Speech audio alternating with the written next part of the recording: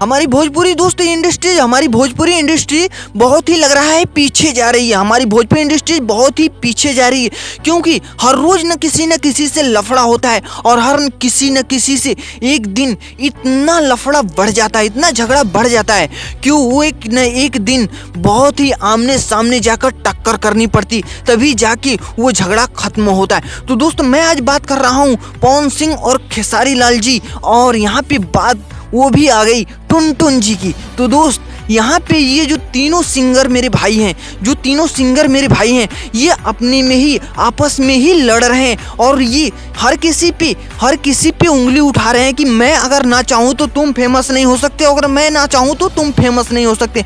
नहीं दोस्त, ऐसी बात नहीं है। अगर जो भी बंदा फेमस होता है ना तो वो अपने दम पे होता है, अपने वर्क पे होता है, अपने टैलेंट पे होता है। ऐसा नहीं कि वो सिर्फ और सिर्फ दूसरे का नाम लेके चलता है और उसको टैलेंट मिल जाता है, उसको जॉब मिल जाती है, उसको फेमस मिल जाती है। ऐसा कुछ भी नहीं। अगर ऐसा होता तो मैं भी टैग कर देता भाई #खेसारीलाल। तो दोस्त #खेसारीलाल या #टुनटुन करने से फेमस नहीं होते बंदे। हर वक्त हार्ड वर्किंग करना पड़ता है, एक्साइटेड होना पड़ता है कि मुझे यही काम करना है, मुझे इसी से फेमस होना है, मुझे सिर्फ और सिर्फ यही काम करना है। ये लगन होनी चाहिए मन में, तब जाके बंदा हर वक्त चमकता रहता है। अगर हीरा अगर कीचड़ में होगा ना तब पर भी उसकी चमक नहीं जाएगी, वो उसकी चमक उतनी ही रहेगी जितनी पहले थी। तो दोस्त हीरा बनने की कोशिश करो, कीचड़ नहीं। और दोस्त अगर मेरी बात अच्छी लगी तो सुनते रहो एनएस ज्ञान।